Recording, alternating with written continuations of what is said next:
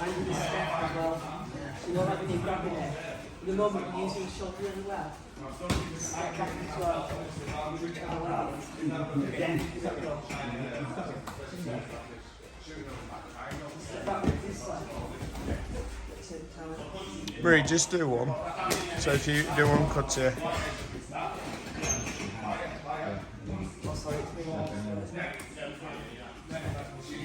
Keep going down on that knee. That's what this is doing. So, I'm keeping the shoulder here, and I'm moving this side back, so if you watch the leg. Recap then, so that kind of jab and then changing level, but then stepping and keeping this leg in this position. As we said before, we're fighting the instinct of doing the single and double and dropping the knee, but that's absolutely fine. Make sure we stay attached and we keep them pinned a little bit against the wall. Yeah, this inside leg, inside arm, making sure it's nice and tight. Yeah, grabbing the ankle, but when I grab the ankle, don't look down. Yeah, so try and fight that habit of looking down as well, because from here, this is where it's going to start pushing on my head to start clearing. So he pushes on my head now, it's a lot harder to do. Okay, so stand up. First one we looked at is coming in, round, and going for that trick. What we've been focusing on a little bit more at the moment is that pivot, yeah, to run the pipe and that shoulder, and then regulate the feet. Okay, if I've got a foot just floating here, we've just got to keep in mind that that's potentially someone kicking me in the nose. Yeah, so even though we get to there, if I see that foot, yeah, I'm always thinking about kind of regulating his ability to up kick. Next one, we're just going to look at going the other way. So still doing the same thing, that there, and attaching and lifting that leg up. Okay, but for some reason, when I've gone for my switch to maybe go for the trick, he brings his foot on the inside, yeah, which makes it a lot harder now to run the pipe. So from here, he's killed my ability to take him that way. Okay, so what I'm going to do is I'm going to go switch my hand, make sure this is nice and high, yeah, and then I'm going to step on the outside to look to lift the leg up. And we can do this on the outside as well. Okay, so a couple of triggers. So in, pin, foot goes on the inside. Damn it, this is a problem. If I don't do something with this, he takes my back. And it's really hard to keep control, yeah, when he's in that position. So this is why we need to switch very quickly. So here, foot goes on the inside, switch to the outside, yeah, making sure that we've still got this leg, but this hand is going to go into here. Okay, that's the first part of it. Let's give it a go. 1, 2, 3. So again, form in, moving in, start standing, looking for my single or running the pipe, foot goes on the inside, now I'm worried about my back.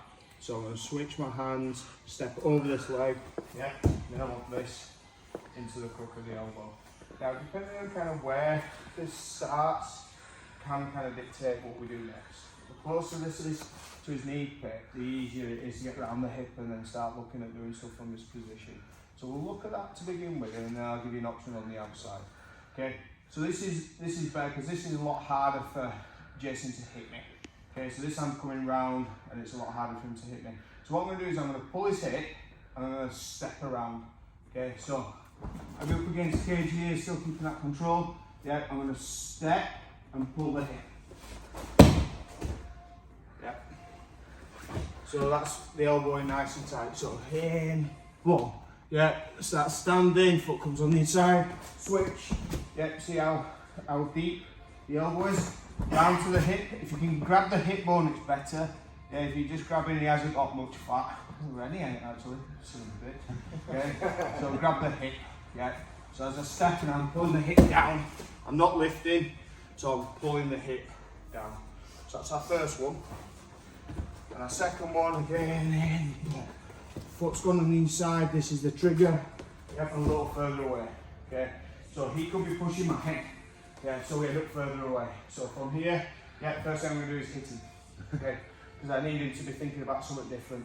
So hit, and then from here, start moving, walking away, but I'm now using that hand on top of the thigh instead of my shoulder.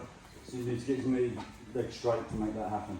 Yeah, I'm trying to get his leg up. Yeah. So if I do the same thing and the leg's here, it's not going to work. Yeah. Yeah, leg needs to be in a position where he's going into a stretch. Yeah. There are some limitations with this one. Now, if you're short and they're flexible, this is going to be a problem. Yeah. Watch some of BJ Penn's earlier stuff when people try to take him down. He's literally like 1 foot hopping around. yeah, and hopping around is cool as a cucumber. So, like with Jason, yeah, I get to there and I have to make a decision. Do I think I can, take him off balance, get him into this position? That might help. But you see, this is where I go there and then start thinking about my next move. So there will be some people who you'll start doing this and you just can't take them down. You physically can't get their leg high enough to affect the balance. The other option, if you do end up on the outside, and we're now hitting each other, is to crash back in to reset. So crash back into another takedown. It depends whether what your goal is. Is it to take them down or is it to break and strike? So first one, nice and tight. Step around into here, keeping nice and close, grab that hip bone and pull down. Okay, second one, we end up a little wider because he's pushing me away. Start hitting him first of all and then see if you can lift and pull. Okay, you can also come through and kick out and all that kind of stuff, but that's a rough one to drill. Okay, kick up.